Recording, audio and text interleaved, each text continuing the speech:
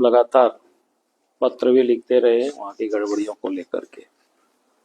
और पिछले दिनों जो 14वां जो जीपीसी हुआ उसमें से जो गड़बड़ी हुआ अखबारों में सर्वत्र छपी हुई कि पहली बार जो रिजल्ट जारी किया जिसमें से अधिकारियों का कोई सिग्नेचर नहीं था। दूसरा कि लड़कों को एमआर सीट तक नहीं उपलब्ध हुआ। इससे बिल्कुल साफ था कि किस प्रकार से वहां गड़बड़ियां चल रही है। और कल जो आज सवेरे कल से ही जानकारी मिली कि सीआईडी वालों ने वहां पर छापा मारा है, कुछ लोगों को गिरफ्तार किया है, पकड़ा है। तो ये बिल्कुल समझ में आया कि मामला को रफा दफा करने की ये सरकार कोशिश कर रही है, यानी छोटी मछली को पकड़ करके बड़े मछलियों को छोड़ देना, ताकि मामला आगे अगर सीबीआई जांच होगी, जांच की बातें होगी तो वो कह सकेंगे कि भाई जांच तो सीआईडी वाले कर रहे हैं। लेकिन वास्तव में जो जीपीएससी में जो गड़बड़ी है, अगर हम कहें कि उस गड़बड़ी का कोई किंग पिन है तो राज्य के मुख्यमंत्री है। राज्य के मुख्यमंत्री, राज्य सरकार ने वहां पर जिस प्रकार से भ्रष्ट लोगों को पदस्थापित करते हैं, जिनकी कोई क्रेडिबिलिटी नहीं है, जिनके बारे में सर्वत्र आप चर्चा करेंगे तो हर लोग बताएगा कि उनका क्या है, क्या करता है, क्या नहीं करता है। वहां के चेयरमैन को बनाया था मुख्यमंत्री। फिर मैं कहूंगा कि एक विशाल कुमार करके मुख्य परीक्षा नियंत्रक वहां पर बहाल किया था।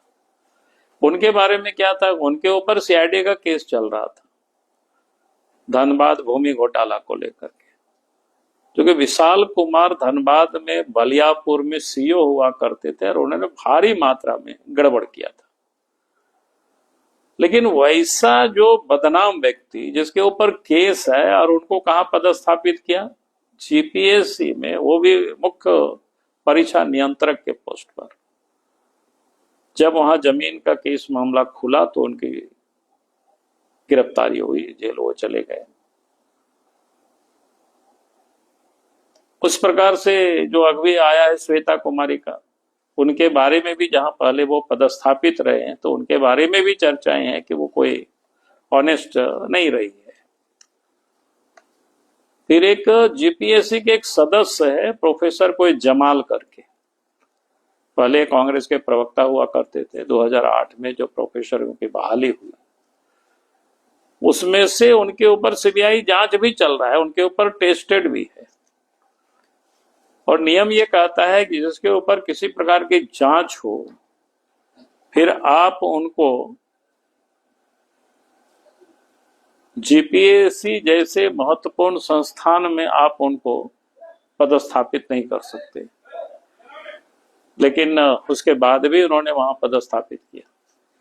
तो कहने का अर्थ है कि जहां पर इतनी गड़बड़ लोगों को आप पदस्थापित करेंगे तो अच्छा कैसे हो सकता है। और इसीलिए लगातार हम मांग करते रहे और आज भी हम मांग कर रहे हैं कि भाई हेमंत सोरेन सरकार को इस सीआईडी उसमें से कहीं भी कोई निष्पक्षता वो जांच नहीं करेगी। पूर्व में भी इस प्रकार की शराब घोटाले को लेकर के हमने सरकार को पत्र लिखा था, वहां गड़बड़ होने वाला है, फिर गड़बड़ हुआ, तब भी मैंने सरकार को पत्र लिखा, लेकिन कुछ नहीं किया। और 3-4 साल के बाद अचानक एक दिन हम देखते हैं, क्या कहते हैं, विनय चौबे की गिरफ्तारी होती है। तो हमें लगा था कि शायद सरकार की बड़ी सदिच्छा है कि उनकी गिरफ्तारी की। लेकिन गिरफ्तार करने के बाद जिस प्रकार से जानकारियां मिली थी कि एसीबी ऑफिस से फाइल को टेम्पो में कहीं अनुराग गुप्ता लेके चले गए, कहीं प्रिया दुआ लेके चली गई, कहीं पता नहीं और कौन कौन लोग ले गया। और जिन लोगों की गिरफ्तार हुई 16, 17, 18 करीब आज तक किसी के ऊपर कोई चार्जशीट सरकार ने सबमिट नहीं किया है। तो समझ सकते हो कि कहीं ये भी मामला उसी प्रकार से मामला को रफा दफा करने की, ताकि मुख्यमंत्री को खुद को अपने आप को बचाने के लिए सीआईडी का उपयोग करते हैं। इसलिए आप मुख्यमंत्री से कहेंगे कि वास्तव में सरकार उसमें शामिल नहीं है, तो फिर इस मामले को आप सीबीआई को जांच के लिए हैंडओवर कर दीजिए। सीबीआई जांच करेगी तो सब पता चल जाएगा किसने गड़बड़ किया है और इसमें से कौन कौन लोग शामिल हैं। ठीक है।